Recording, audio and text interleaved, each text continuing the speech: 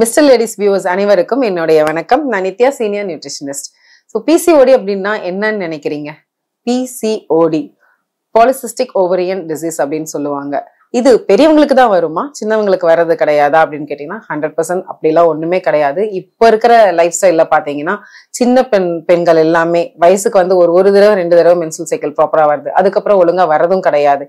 அதுக்கப்புறம் அவங்க அதை நோட்டீஸ் பண்றதும் கிடையாது. இது எங்க பூதாகரமா ஒரு லைஃப்ல, ஒரு பெண்ணோட லைஃப்ல வந்து வெடிக்குது அப்படின்னு பாத்தீங்கன்னா, அவங்க கல்யாணம் ஆகி குழந்தை தள்ளி போகுது அப்படின்றவதான் அதை பத்தியே நோட்டீஸ் பண்றாங்க.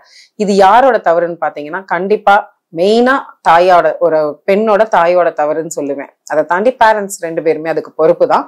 பட் என்ன அப்படின்னு பாத்தீங்கன்னா, ஒரு தடவை அவங்க மென்சுரல் சைக்கிள் வருது, அடுத்த தடவை பாத்தீங்கன்னா ஒரு கொஞ்சம் தள்ளி போகுது, இல்ல முன்னாடியே வருது, இல்ல கரெக்டான ஃப்ளோ இல்ல அப்படின்னா இங்க கவனிக்கக்கூடிய விஷயமா இது இருக்குன்றதே அவங்க நோட்டீஸ் பண்றது கிடையாது. ஸோ ஃபர்ஸ்ட் ஒரு ஸ்கூல் டேஸ்ல எல்லாம் பாத்தீங்கன்னா ரொம்பவே படிப்பு படிப்பு படிப்புன்னு அப்படியே விட்டுறாங்க. அடுத்தது காலேஜ் போறாங்க, காலேஜ்ல ப்ராஜெக்ட், அப்புறம் பிளேஸ்மெண்ட் அப்படியே விட்டுறாங்க. அது பாட்டுக்கு வரும், அது பாட்டுக்கு போவோம், அதெல்லாம் கண்டுக்கிறதே இல்லை அப்படின்னு ஜாலியா சொல்லுவாங்க. அடுத்தது வேலைக்கு போனதுக்கு அப்புறம் அதுல வரும் பாருங்க எல்லா ஸ்ட்ரெஸ், வேலை வேலை வேலை, தூக்கம் போகுது. இப்ப இருக்கிற லைஃப் ஸ்டைல் நிறைய நைட் ஷிஃப்ட் பண்ணிட்டு இருக்காங்க. ஸோ இதெல்லாம் பிஸி லைஃப்ல கம்ப்ளீட்டா இது ஒரு விஷயமாவே மைண்ட் பண்ணிக்கிறது கிடையாது. ஒரு கட்டத்துல அவங்களுக்கு குழந்தை நிக்கல அப்படின்னு நினைக்கும் போது தான் போய் பார்க்கும்போது உங்களுக்கு பிசிஓடி இருக்கு அப்படின்னு சொல்றாங்க. ஸோ இவ்வளவு நாளா எனக்கு இரகுலர் மென்சுரல் சைக்கிள் இருந்துச்சு, ஆனா நான் கண்டுக்கவே இல்லை, இதுதான் காரணமான்னு கேட்கும் போது இப்ப யாருக்கு அந்த அவஸ்தை? அந்த பெண் குழந்தைக்கு தான். ஸோ இதை ஃபர்ஸ்டே வந்து அந்த தாய் கவனிச்சிருந்தாங்க அப்படின்னா அந்த குழந்தைக்கு இந்த அவஸ்தையே கிடையாது இல்லைங்களா? ஏன் பிசிஓடி வருது அப்படின்னு பாத்தீங்கன்னா அதுக்கு பின்னாடி நிறைய சயின்ஸ் இருக்கு. பட் அந்த சயின்ஸ் எல்லாம் நம்ம ஆராய்ச்சி பண்ணணும் அவசியம் இல்லை. நம்ம என்ன தப்பு பண்றோம் லைஃப்ல அப்படின்றத பார்க்கணும்.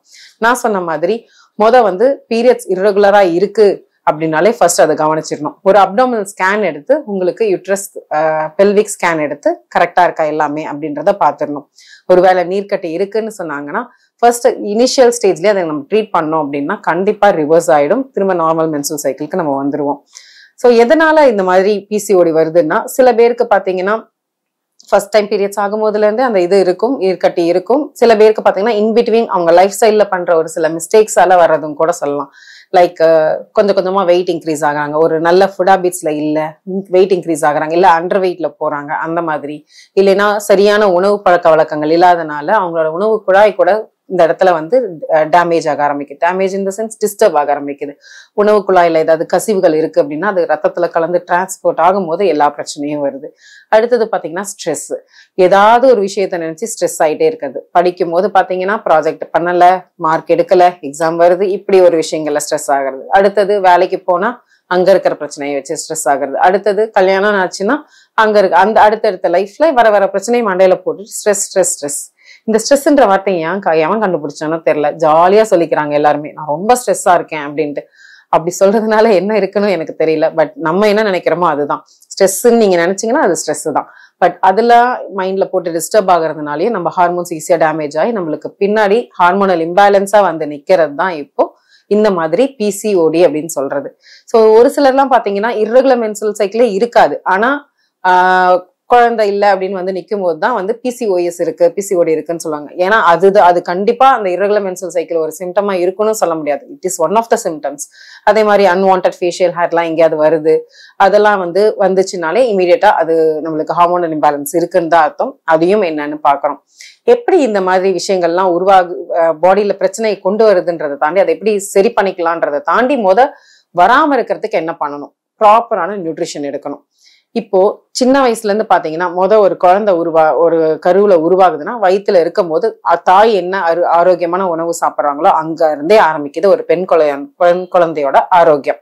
ஸோ அந்த ஆரோக்கியத்தை நம்ம எந்த அளவுக்கு கொண்டு வந்தோன்றது இருக்கு. வெளியே வந்ததுக்கு அப்புறம் ஒரு 2 இயர்ஸ்க்கு பாத்தீங்கன்னா நம்மளோட ஃபீடிங் மாமோட அந்த பிரெஸ்ட் மில்க்ல இருக்கிற அந்த சத்து தான். எல்லாருமே அந்த டைம்ல என்ன பண்றாங்க அப்படின்னா, நான் குழந்தைக்கு பால் கொடுக்கணும், நல்லா சாப்பிடணும் மல்டிபிள் டைம்ஸ் நிறைய சாப்பிட்டுட்டே இருப்பாங்க. காலையில இருந்து நைட் வரைக்கும் பாத்தீங்கன்னா எத்தனை தடவை சாப்பிட்டேன்னு கேட்டா 3 தடவைன்னு சொல்லுவாங்க. ஆனா அப்படி கிடையவே கிடையாது. போற போக்குல ஏதாவது ஒண்ணு, நான் ஃப்ரூட் சாப்பிட்றேன், பூண்டு சாப்பிட்றேன், பால் குடிக்கிறேன், ஏதாவது ஒண்ணு சாப்பிட்டுட்டே இருப்பாங்க. அங்க என்ன ஆகுதுன்னா பால் உண்மையாலுமே குவான்டிட்டி ஆஃப் பாலை தான் நீங்க இம்ப்ரூவ் பண்ணலாம். குவாலிட்டி ஆஃப் பால் நீங்க என்ன எடுக்கிறீங்கன்றதுல இருக்கு. அதுல இருந்து ஆரம்பிக்குது குழந்தைக்கான சத்து. ஓகே, வெளியே வந்துருச்சு குழந்தை, நல்லா ஒரு 2 இயர்ஸ் தாண்டி பாத்தீங்கன்னா என்ன குழந்தைக்கு கொடுக்குறீங்க, டெய்லியும் புரோட்டீனா என்ன கொடுக்குறீங்க, ஒரு நாளைக்கு ஒரு முட்டையாவது கொடுக்குறீங்களா? ஸோ வெஜிடேரியன் பீப்புள் அதுக்கு தகுந்த மாதிரி ஒரு ஸ்ப்ரவுட்ஸ், மில்லட்ஸ், இல்ல கொண்டக்கடலை இந்த மாதிரிலாம் சொல்லுவாங்க இல்லையா. ஸோ இந்த மாதிரி என்ன புரோட்டீன் நீங்க கொடுக்குறீங்க, டெய்லியும் புரோட்டீன் கம்பல்சரி வந்து நம்ம உடம்புக்கு தேவை. ஒவ்வொரு விஷயமும் அத்தியாவசியமான விஷயம்னு ஒண்ணு இருக்கும். ஒரு ஒரு பொருள்னு எடுத்துக்கிட்டா கூட, இப்போ ஒரு போனுக்கு வந்து அத்தியாவசியமா என்ன தேவைப்படுது, பேட்டரி. பேட்டரி இல்லைன்னா அந்த போனு ஆனே ஆகாது, அதுக்கு சார்ஜ் போடணும். இப்போ ஒரு வண்டி ஓடுறதுக்கு பெட்ரோல் தேவை, பெட்ரோல் இல்லைன்னா வண்டி ஓடாது, அதுக்கு பதிலா தண்ணி ஊத்துனா ஓடுமா, ஓடாது. இப்படி ஒவ்வொரு விஷயத்துக்குமே அத்தியாவசியமா ஒரு விஷயம் தேவை அப்படின்னு இருக்கிற இடத்துல மனுஷனான நம்மளுக்கும் அத்தியாவசியமா ஒரு சில விஷயங்கள் தேவைன்னு இருக்கும் இல்லையா. அப்படி பாக்குற அந்த ஒரு விஷயம் தான் மெயினா புரோட்டீன். ஒரு நாளைக்கு எவ்வளவு புரதச்சத்து நம்ம பாடிக்கு கொடுக்குறோமோ அந்த அளவுக்கு பாடியில இருக்கிற ஃபங்க்ஷனாலிட்டிஸ்லாம் நார்மலா இருக்கும்.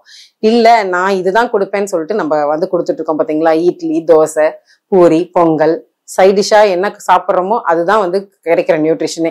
ஒரு பருப்பு லைட்டா சாம்பார்ல கலந்துக்கிறோமா, அதுல கொஞ்சோண்டு புரோட்டீன் அண்ட் கார்போஹைட்ரேட் கிடைக்குது, இந்த மாதிரி தான். ஸோ அந்த மாதிரி யோசிக்காம ப்ராப்பரா ஒரு நாளைக்கு உங்க குழந்தைக்கு எவ்வளவு புரோட்டீன் கொடுக்குறோம், எவ்வளவு விட்டமின்ஸ் மினரல்ஸ் எடுத்துக்க வைக்கிறோம், விட்டமின் சி எப்படி எடுக்க வைக்கிறோம், அயன் எந்த அளவுக்கு எடுக்கிறோம், ஒரு காஞ்ச திராட்சை, பெரிச்சம்பழம், இந்த மாதிரி அவுல், இந்த மாதிரி விஷயங்கள்லாம் நல்ல புரோட்டீன் கொடுக்கறதுக்கு உங்களுக்கு அயன் கொடுக்கறதுக்கு ஹெல்ப் பண்ணும். ஸோ அந்த மாதிரி என்னென்ன உங்க குழந்தைக்கு தரீங்க அப்படின்றத அங்க இருந்தே கொடுக்க ஆரம்பிச்சீங்கன்னா இந்த மாதிரி இடத்துல வந்து நம்ம நிக்க மாட்டோம். சரி, ஓகே, பிசிஓடி வந்துருச்சு அப்படிங்கிறாங்க, அது ரிவர்ஸ் பண்ணிக்க முடியுமா? எல்லாருமே லட்சமா வந்து செலவு பண்ணாலும் எனக்கு பிசிஓடி இப்படியேதான் இருக்கு, பீரியட்ஸ் ரெகுலர் ஆனதே கிடையாது அப்படின்ற மாதிரி சொல்றாங்க நிறைய பேர். ஆக்சுவலா கம்ப்ளீட்லி ரிவர்சபிள்ங்க. எந்த அளவுக்கு உங்க உணவு பழக்க வழக்கங்களை மாத்திக்கிறீங்களோ அந்த அளவுக்கு ஈஸியா உங்களோட பிசிஓடியை ரிவர்ஸ் பண்ணிக்கலாம். மினிமம் 120 days போதும் உங்க பிசிஓடியை ரிவர்ஸ் பண்றதுக்கு. ஈவன் பல்க் யூட்ரஸ் கூட நாங்களா ரிவர்ஸ் பண்ணியிருக்கேன், பல்க் யூட்ரஸ் ரிவர்ஸ் பண்ணியிருக்கேன், irregular menstrual cycle ரிவர்ஸ் பண்ணியிருக்கேன். கரைஞ்சிரும். ஆக்சுவலா வந்து நீர்க்கட்டின்றது கரைஞ்சிரும். ஆனா அந்த கரையறதுக்கான வாய்ப்பை நம்ம பாடிக்கு நம்ம கொடுக்கணும். அதுதான் இங்க விஷயம். எப்படி கொடுக்கலாம் அப்படின்னு பாத்தீங்கன்னா, மெயினா மல்டிபிள் ஈட்டிங்ன்ற கட் பண்ணணும். காலையில இருந்து நைட் வரைக்கும் என்ன பண்ற அப்படின்னு ஒருத்தவங்ககிட்ட கேட்டோம்னா, சாப்பிட்ற வகையில 3 வேளை சாப்பிடுவேன்பாங்க. ஆக்சுவலா காலையில டீ காஃபி குடிப்பேன்னா, ஆமா குடிப்பேன் அப்படிம்பாங்க. ஆக்சுவலா பாத்தீங்கன்னா காலையில ஒரு tea coffee, breakfast, lunch, dinner, இதுக்கு இடையில ஒரு டீ காஃபி, இடையில ஏதாவது ஒரு ஃப்ரூட்ஸ், நட்ஸ் அப்படி இப்படின்னு சாப்பிடுவோம் பாருங்க. எல்லாமே சாப்பிட்ற கணக்கு தான். எத்தனை தடவை வாயில போட்டாலும் ஒரு ஃபங்க்ஷனாலிட்டின்னு ஒண்ணு நடக்குமா நடக்காதா பாடியில? ஸோ அது எத்தனை தடவை போட்டாலுமே நடக்கும். அப்ப அத்தனை தடவை சாப்பிட்ற கணக்கு தான். அதை ஃபர்ஸ்ட் கட் பண்ணிட்டு 2 times a day intermittent fasting இருந்து பாருங்க. சூப்பரா பாடியில இருக்கிற இன்சுலின் பேர்ன் ஆகி உங்களுக்கு அந்த நீர்க்கட்டியை கரைக்கிறதுக்கான வேலையை உங்க பாடி பண்ண ஆரம்பிக்கும். அப்படிதான் மினிமம் 120 days நீங்க ப்ராப்பரா ஃபாலோ பண்ணீங்கன்னா, ஃபர்ஸ்ட் ஆரம்பிக்கிறதுக்கு முன்னாடி ஒரு ஸ்கேன் எடுங்க. நான் சொல்ற மாதிரி இந்த ஒரு சின்ன லைஃப் ஸ்டைல் சேஞ்ச் பண்ணிட்டு 120 நாள் ப்ராப்பரா ஃபாலோ பண்ணிட்டு அந்த 120 நாளுக்கு அப்புறம் ஒரு ஸ்கேன் எடுத்து பாருங்க. எந்த சிவியாரிட்டியில உங்க பிசிஓடி இருக்கோ அதுல இருந்து கண்டிப்பா கரைஞ்சு உங்களுக்கு டிஃபரன்ஸ் தெரியும். சில பேருக்குலாம் அது ரிவர்ஸே ஆயிடும், சில பேருக்கு கரைஞ்சு கம்மியா இருக்கிறது நல்லாவே டிஃபரன்ஸ் தெரியும். ஸோ இப்படி பண்ணி பாருங்க, கண்டிப்பா பிசிஓடில இருந்து நம்ம வெளியே வர முடியும். இந்த இன்டர்மிட்டன்ட் ஃபாஸ்டிங் வந்து இருக்கணும்னு நான் சொன்னேன் இல்லையா, இந்த மாதிரி உணவு பழக்க வழக்கங்களை கட்டுப்படுத்தி அந்த இடத்துல நம்ம இந்த இன்டர்மிட்டன்ட் ஃபாஸ்டிங் மூலியமா ரிவர்ஸ் பண்ணிக்கலாம் அப்படின்னு பாத்தீங்கன்னா, ஜஸ்ட் ஒரு சாம்பிளுக்கு சொல்றேன். எல்லாமே உங்க ஹெல்த் அசஸ்மெண்ட் வச்சுதான் நீங்க ஃபாலோ பண்ணணும். ஜஸ்ட் ஒரு சாம்பிளுக்கு நான் சொல்லணும் அப்படின்னா, கார்போஹைட்ரேட்டை கம்ப்ளீட்டா அவாய்ட் பண்ணுங்க. கார்போஹைட்ரேட் அவாய்ட் பண்ணிட்டு, complete in the sense low carbohydrate எடுக்கலாம், 0 carb நான் சொல்லல. ஸோ லோ கார்போஹைட்ரேட்னா ஒரு சில காய்கறிலையும் கார்போஹைட்ரேட் கிடைக்குது, ஒரு சில விஷயங்கள் லைக் சீட்ஸ், நட்ஸ் இதெல்லாம் கூட கார்போஹைட்ரேட் லோ கார்ப் இருக்கு. ஸோ அந்த மாதிரி முடிஞ்ச வரைக்கும் கார்போஹைட்ரேட் அவாய்ட் பண்ணிட்டு, இல்லைன்னா ஒரு லைட்டா ஒரு பவுல் ஆஃப் ரைஸ், ஒரே ஒரு சப்பாத்தி கூட வந்து நம்ம நிறைய protein rich food, fibre content அதிகமா இருக்கிற மாதிரி ஒரு ஃபுட்டு லைக் நார்ச்சத்துன்னு சொல்லுவாங்க இல்லையா. ஸோ அந்த நார்ச்சத்து அதிகமா இருக்கிற காய்கறிகள், முட்டை, நான் வெஜிடேரியன், இல்ல வெஜிடேரியனா இருக்கிறீங்க அப்படின்னா பன்னீர், காளான் இந்த மாதிரி, இல்ல சென்னா தால், இல்ல ஸ்ப்ரவுட்ஸ், இந்த மாதிரி விஷயங்கள்லாம் கொஞ்சம் சேர்த்துக்கிட்டு நீங்க கார்போஹைட்ரேட்டுக்கு கம்மி இம்பார்ட்டன்ஸ் கொடுத்து உங்களோட ஃபுட்டை நீங்க ப்ரிப்பேர் பண்ணிக்கோங்க. அந்த மாதிரி ஒரு டிசைன்டு பிளேட்டை நீங்க எடுக்க ஆரம்பிக்கணும். 2 times a day மட்டும்தான். இன்னொரு ஒரு பெரிய டவுட் எல்லாருக்கும் என்ன அப்படின்னா, நம்ம வந்து டேப்லெட் எடுத்தா பீரியட்ஸ் வருது, ஓகே பீரியட்ஸ் வந்துச்சு, அடுத்த மாசம் ஏன் திரும்பவும் டேப்லெட் போடாம பீரியட்ஸ் வர மாட்டேங்குது அப்படின்ற டவுட் நிறைய பேருக்கு இருக்கு. ஸோ அந்த மாதிரி டேப்லெட் எடுத்தா ஏன் பீரியட்ஸ் வருது, திரும்ப ஏன் டேப்லெட் போட வேண்டியது இருக்கு அப்படின்னு பாத்தீங்கன்னா, ஆக்சுவலா நம்மளோட பிளட் வெசல்ல பாத்தீங்கன்னா அந்த இன்சுலின் ரெசிஸ்டன்ஸால உருவாக்கப்படுற அன்வான்ட் ஃபேட் போய் நம்ம பிளட் ஸ்ட்ரீம்ல பிளட் போற பார்த்து டிஸ்டர்ப் பண்ற இடத்தால வரதான் ஹார்மோனல் இம்பேலன்ஸ். ஸோ அந்த இடத்த வந்து கான்ட்ராக்ட் ஆயிருக்க அந்த இடத்த வந்து பிரிய வைக்கிறதுக்கு உங்க டேப்லெட் ஹெல்ப் பண்ணும். திரும்ப அது ஏன் வந்து 21 days கம்ப்ளீட்டா நம்ம போட்டு விரிய வைக்கிறோம் அப்படின்னா, அது சுருங்கி இருக்கிறோம் விரிஞ்சிட்டே இருந்ததுன்னா பிளட் டிராவல் ஆக நம்மளுக்கு தேவையான ஃபங்க்ஷனலிஸ் ப்ராப்பரா நடக்கும்போது நம்மளுக்கு பீரியட்ஸ் ரெகுலரா வந்துருது. எவ்வளவு நேரம் அந்த டேப்லெட்டோட பவர் இருக்கோ அவ்வளவு நேரம் அது சுருங்கி இருக்க இடம் விரிஞ்சிருக்கும்.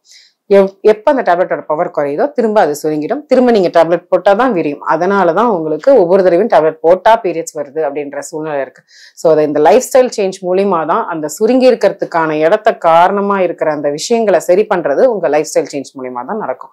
ஸோ லைட்டா இந்த மாதிரி உங்களோட ஃபுட் ஹேபிட்ஸ் எல்லாம் மாத்தி பாருங்க. கண்டிப்பா நீங்க 120 நாள் ஃபாலோ பண்ணீங்கன்னா போதும், சூப்பரா இது ரிவர்ஸ் ஆயிடும். அது என்ன வீடியோ ஸ்டார்ட் ஆனதுல இருந்தே 120 நாள்னு சொல்றீங்களே அப்படின்னு நீங்க கேட்கலாம். அந்த 120 நாள்ன்றது என்னன்னு பாத்தீங்கன்னா, நம்ம பாடியில இருந்து ரெட் பிளட் செல்ஸ் வந்து பாத்தீங்கன்னா ஒவ்வொரு ரெட் பிளட்ஸோட லைஃப் ஸ்பேன், அதாவது அதோட உயிர் இருக்க வேண்டிய நாட்கள் என்னன்னு பாத்தீங்கன்னா 90 to 120 daysல பாத்தீங்கன்னா ரீஜெனரேட் ஆகும். ஒவ்வொரு ரெட் பிளட் செல்மே, ஒவ்வொரு சிகப்பு ரத்த அணுக்களுமே இறந்து புதுசா ரீஜெனரேட் ஆகும் 90ல இருந்து 120 daysக்குள்ளார. ஸோ 90 daysக்குள்ளார எந்தெந்த ஃபுட் ஹேபிட்ஸ் எல்லாம் நீங்க மாத்திருக்கீங்களோ அதுக்கப்புறம் உருவாக போற எல்லா ரெட் பிளட் செல்ஸுமே பேலன்ஸ்டு ஹார்மோன்ஸா பிரச்சனையே இல்லாம பிறக்க ஆரம்பிக்கும். 120 daysல கம்ப்ளீட் ஹார்மோன்ஸ் ரீஜெனரேட் ஆயிருக்கும். இது மூலியமா உங்க பாடியில இருக்க எல்லா பிரச்சனைக்குமே தீர்வு கிடைக்கிற மாதிரி அந்த 120 நாள்ல உங்களோட பாடியோட மெட்டபாலிசமே மாறி இருக்கும். அப்போ பாத்தீங்கன்னா தெரியும் உங்களுக்கு ரெகுலர் ஆகுறது. அதுக்குன்னு 120 நாள் ஆற வரைக்கும் எந்த சேஞ்சஸுமே நம்ம பாடியில பார்க்க மாட்டோமா அப்படின்னு கேட்டீங்கன்னா, நீங்க ப்ராப்பரா ஃபாலோ பண்ணி பாருங்க. ஒவ்வொரு மாசமும் உங்களுக்கு மென்சுரல் சைக்கிள் ரெகுலர் ஆகுறதுலயே உங்களோட லைஃப் ஸ்டைல் சேஞ்ச் உங்களோட பலனை காமிக்கும். மறுபடியும் வேற ஒரு பதிவுல சந்திப்போம். நன்றி, வணக்கம்.